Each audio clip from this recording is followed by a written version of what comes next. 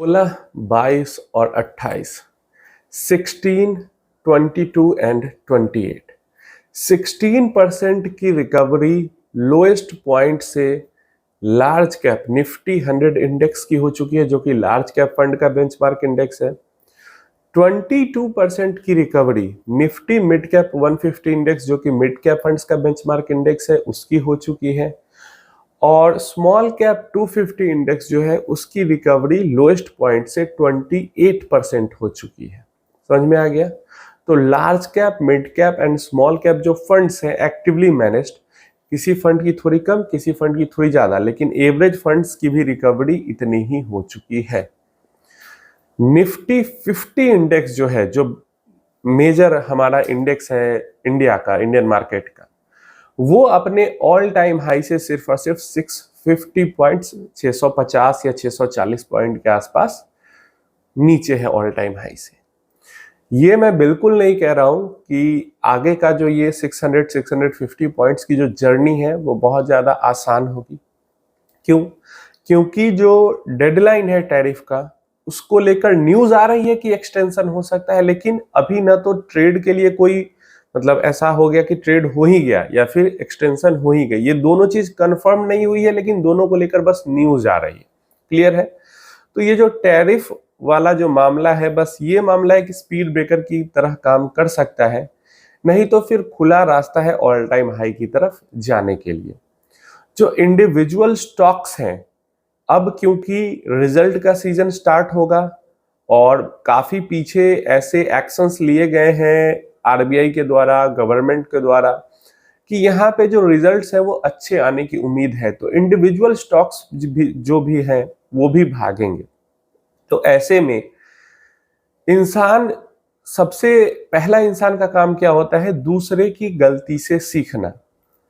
दूसरे की गलती से हम कैसे सीखते हैं? दूसरे की गलती से हम सीखते हैं हिस्ट्री को देखकर। और मैंने हर बार बार बार आपको कहा है कि जो भी चीजें अभी हो रही है वो सब कुछ पास्ट में हो चुकी है। तो आप हिस्ट्री को देखिए और डरिए मत। लेकिन फिर भी काफी सारे लोगों ने अपनी एसआईपी स्टॉप की, कई सारे लोगों ने रिडीम कर दिया, कई सारे लोगों ने इन्वेस्टमेंट नहीं किया। तो ऐसे लोगों ने दूसरे की गलती से नहीं सीखा। अगर पास्ट में वो देख चुके होते कि ये सारी चीजें पास्ट में हो चुकी है और रिपीट हो रही है, और पास्ट में कई बार ही रिपीट हो चुकी है, तो वो ऐसी गलती बिल्कुल नहीं करते। अब फ्यूचर में वो ऐसी गलती न करे ऐसे लोग, इसके लिए वो अब अभी की अपनी गलती से सीख सकते हैं जरूर। अगर अपनी गलती से भी नहीं सीखेंगे तो फिर फ्यूचर में भी उनका यही हाल होगा। जो कमेंट्स मैसेजेस अभी आ रहे हैं लमसम इन्वेस्टमेंट के लिए, बंद कर दिया था पैसा, रिडीम कर दिया था, क्या करूं, चिड़िया चुग गई खेत, तो पछताने से कुछ नहीं होगा। और ऐसा नहीं है कि ऐसा मौका फिर आगे नहीं आएगा, आगे ऐसा मौका जरूर आएगा। 1 साल 2 साल बाद फिर से ये मौका आएगा जब इतनी वॉलिटिलिटी बढ़ेगी मार्केट के अंदर में। लेकिन फिर उस टाइम पे ऐसे जो लोग हैं ये यही डर के घर पे बैठ जाएंगे, डर के सारा पैसा निकाल के बैठ जाएंगे। कई सारे लोगों ने कमेंट किया कि मैंने 30 लाख, मैंने 50 लाख, मैंने 25 लाख निकाल लिए, अब क्या करूं, अब तो इतना गेन हो चुका है, रिकवर हो चुका है मार्केट। तो नॉर्मल सी बात है, एसआईपी इन्वेस्टमेंट इसी के लिए होती है कि जो जिसने एसआईपी शुरू कर दी वो इन सारी चीजों से, अप डाउन गेन लॉस, सबसे मुक्त हो गया एक तरीके से। हर प्राइस पे उसकी बाइंग हो रही है, बाइंग हो रही है, बाइंग हो रही है। जब गोल कंप्लीट हो जाएगा सीधा पैसा इंसान निकाल लेगा।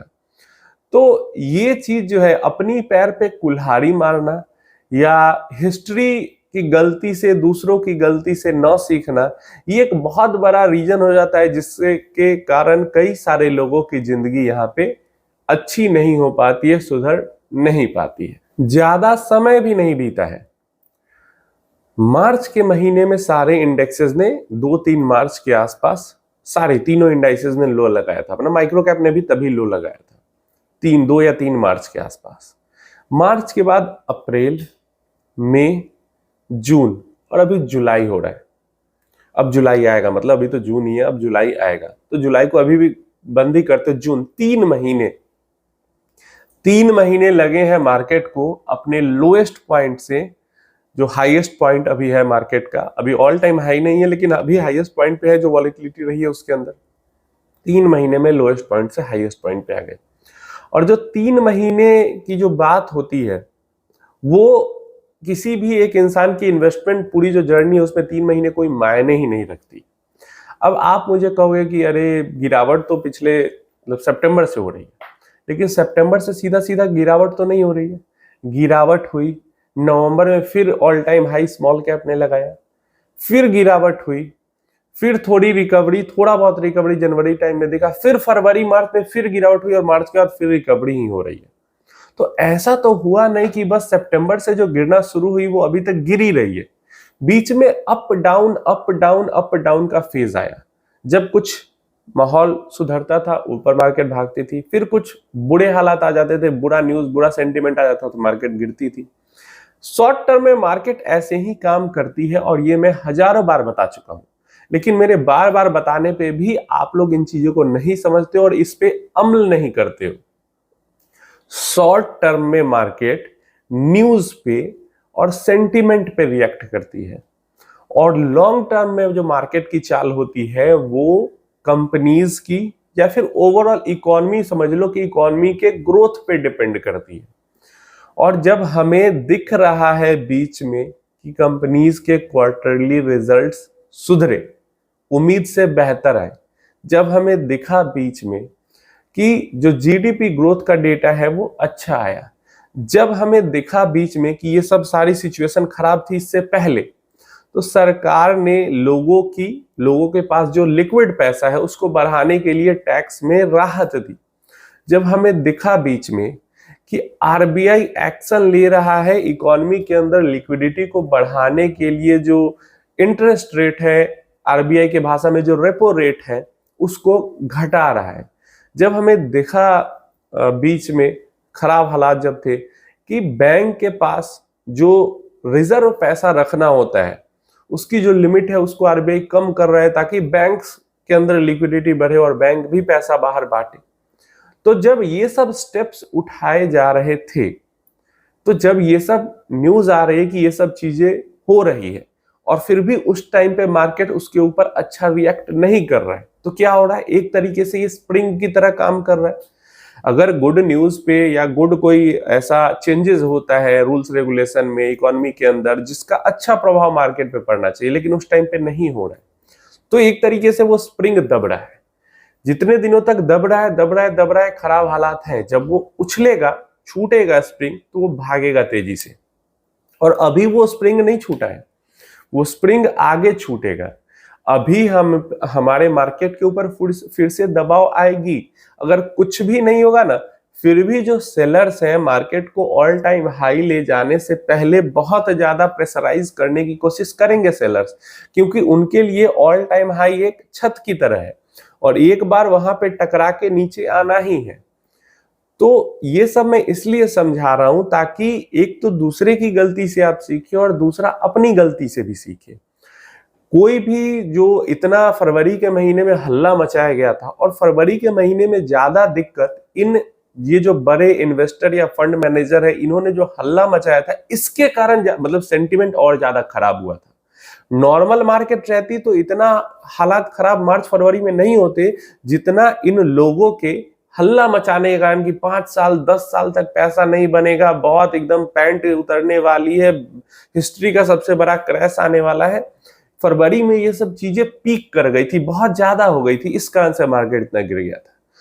तो लमसम इन्वेस्टमेंट करना है या एसआईपी इन्वेस्टमेंट करना है, गोल अगर है अभी भी 10 साल का, 15 साल का या 5 साल का, तो उसके अकॉर्डिंग अपना फंड सेलेक्ट करें, एसआईपी शुरू कर दे। उसके अलावा एक्स्ट्रा पैसा जैसे जैसे आता है उसको लमसम करते रहें, यही बेस्ट तरीका होता है। और बाहर की न्यूज़ेस एंड नॉइजेस बस अपनी अपडेट लेते रहें कि इकोनॉमी में सही चल रहा है, क्या न्यूज आ रही है, पॉजिटिव है, खराब है, क्या कुछ रेगुलेशन में चेंजेस हो रही है, वो अच्छी है, बुरी है, ये सब बस जानकारी रखते रहे। अपडेट के लिए ये समझना जानना जरूरी है, लेकिन गिर गया, भाग जाएगा, क्रैश हो जाएगा, खत्म हो जाएगा, 20 साल तक पैसा नहीं बनेगा, ये सब पर ध्यान नहीं देना है। क्योंकि कोई भी, मैं कुछ कहता हूं कोई कुछ कहता है, इससे कोई फर्क नहीं पड़ता। लॉन्ग टर्म मार्केट को इसी से फर्क पड़ता है हमारा जीडीपी बढ़ रहा है, 2% 3% से भी बढ़ता रहेगा तो भी हमें रिटर्न मिलता रहेगा ठीक ठाक। जो कंपनीज के रिजल्ट है वो अच्छे आ रहे हैं। सरकार या आरबीआई जो कदम उठा रही है वो मतलब मार्केट के सपोर्टिव है, मार्केट को छोड़ो, इकोनॉमी को सपोर्ट करने वाली है या इकोनॉमी को डेड करने वाली है। बस ये चीज देखो आप, मेरे कहने से कि मार्केट लॉन्ग टर्म में बढ़ेगी, मार्केट नहीं बढ़ेगी। किसी और के कहने से कि 20 साल तक रिटर्न नहीं बनेगा तो रिटर्न नहीं बनेगा, ऐसी बात नहीं है। इकोनॉमी में ग्रोथ होगी, बिजनेसेस में ग्रोथ होगी तो पैसा बनेगा ही बनेगा। समझ गए? 100% इसीलिए गारंटी किसी चीज की नहीं होती कि कभी भी कोई भी गवर्नमेंट आए, आरबीआई का गवर्नर चेंज हो या फिर कहीं भी कोई भी ऑर्गेनाइजेशन से कोई निगेटिविटी आए, मार्केट वहीं पे रुक जाएगी। तो इसलिए बस ये अपडेट लेते रहो और नॉइजेस से दूर रहो, अपनी गलती दोबारा रिपीट मत करो।